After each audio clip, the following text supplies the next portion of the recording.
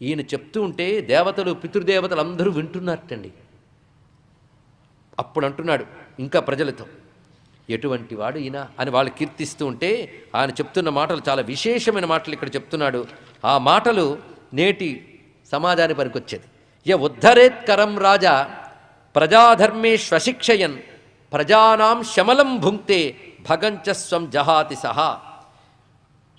ప్రజల్ని రక్షించడం పోషించడం కాకుండా రాజుకు మరొక బాధ్యత ఉందయ్యా అన్నాడు.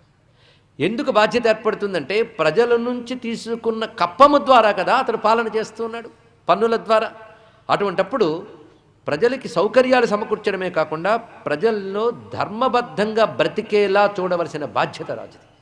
ప్రజల్ని ధర్మాల్లో నడపాలి, అందుకే ప్రజలకి నీతి నేర్పాలి, ప్రజలు ధర్మంలో ఉండేటట్టు చేయాలి. అందుకని ప్రజలు కేవలం ప్రశ్నించడానికి నిలదీయడానికి ధర్నాలు చేయడానికి లేరు.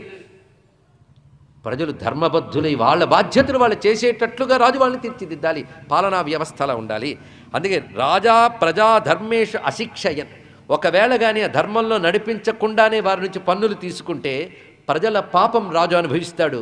క్రమంగా రాజు తన యొక్క గొప్పతనాన్ని కోల్పోతాడు.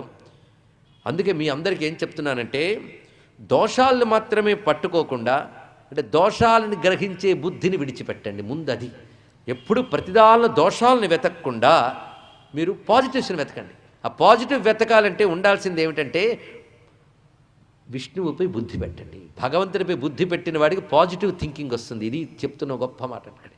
అది చేయండి. భగవంతుని గుర్తుపెట్టుకుని మీ ధర్మాలని మీరు అనుసరించండి, మీ వృత్తులని మీరు పాటించండి. చాలా గొప్ప మాట చెప్పాడు. వృత్తులు, ఎవరి వృత్తులు వారు పాటించడం. తమేవ యూయం భజతాత్మవృత్తిభి. ప్రతి వాడికి ఒక బాధ్యత ఉంటుంది. అందుకే మనం ప్రజలకు చెప్పవలసింది ఏంటో తెలుసా? దేశాభివృద్ధికి మీరు త్యాగాలు చేయండి, కష్టపడండి చెప్పక్కర్లేదు, మీ పనులు మీరు సరిగ్గా చేయండి అని చెప్తే చాలండి. ఇప్పుడు ప్రస్తుతం అదొక్కడి చేస్తే చాలు. ఇక్కడ జీతాలు తీసుకుంటున్న వాళ్ళు జీతాలకి న్యాయం చేసేటట్టు పని చేస్తే చాలు, దేశం బాగుపడుతుందా? అవునా లేదా చెప్పండి. అది జరగట్లేదని అందరికీ తెలుసు ఇక్కడ. అందుకే మీ ఆత్మవృత్తులను మీరు సరిగ్గా చేయండి. తమేవ యూయం భజతాత్మవృత్తిభి. అంతేకాదు కపటము లేకుండా, అంటే ఆ వృత్తిలో చేసినప్పుడు వంచకండి. అమాయినః, వంచన లేకుండా చేయండి. మీ యోగ్యతలను అనుసరించి మీకు వృత్తులు కల్పించబడ్డాయి నా చేత, మీ వృత్తులు మీరు చక్కగా చేయండి. మీ కర్తవ్యాలు చేస్తూనే విష్ణువుని ఆరాధించండి. ఇది చూడండి, ఇక్కడ కర్తవ్యాలను మర్చిపోకూడదు, కర్తవ్యం చేస్తున్నప్పుడు విష్ణువుని మర్చిపోకూడదు. ఇలా జీవించండి, దీనిలో మీరు తరిస్తారు. అంతేకాదు మీ శరీరంతో మనస్సుతో వాక్కుతో భగవంతుని ఆరాధిస్తూ మీ కర్మలు చేయండి. అది మిమ్మల్ని శుద్ధుల్ని చేస్తుంది. ప్రజలకు ఏం చెప్పాలి అది చెప్పాడు. అంతేగాని ఇవన్నీ వ్యర్థం, మీరు అందరూ అడవులకు పొండి అని చెప్పలేదు. చూడండి, రాజు అయినవాడు ప్రజలకు ఏం చెప్పాలో చెప్పాడు. చెప్పి ఇలాంటి పాలన నాకు చెయ్యగలిగినంత చేశాను, నేను చేసిన దానిలో పొరపాట్లు ఏమైనా ఉంటే పెద్దలు మన్నించాలి, నేను చేసిన పాలన వల్ల అటు వేదవేత్తలు, గోవులు, జనార్దనుడు, భక్తులు నన్ను అనుగ్రహింతురుగాక అని ఎప్పుడైతే అన్నాడో పైనుండి చూస్తున్న పితృదేవతలు, దేవతలు, ఋషులు వీరు సంతోషించి కుసుముష్టి కురిపించారు ఆయనకి. అప్పుడు వారంతా కలిసి ఒక మాట అన్నట్ట, వేణుడు నరకాల్లో పడాల్సిన పాపాలు చేశాడు, ఏం పుణ్యం ఉందో పృథు చక్రవర్తి పుత్రుడిగా పుట్టాక నరకం లేకుండా హాయిగా సద్గతులు వెళ్ళిపోయాడయ్యా అన్నారు. ఇక్కడ ఎంత గొప్ప మాట చెప్పారు. అంటే ఒక్క సత్పురుషుడు కులంలో పుడితే కులమంతా ఎలా తరిస్తుందో చూడండి ఇక్కడ. అలాంటి అద్భుతమైన పృథు చక్రవర్తి కథ.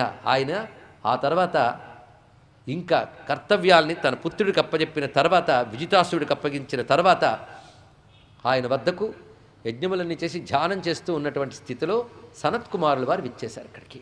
ఇక్కడ సనత్కుమార పృథు చక్రవర్తి సంవాదం అని రమ్యమైన వృత్తాంతం ఉంది.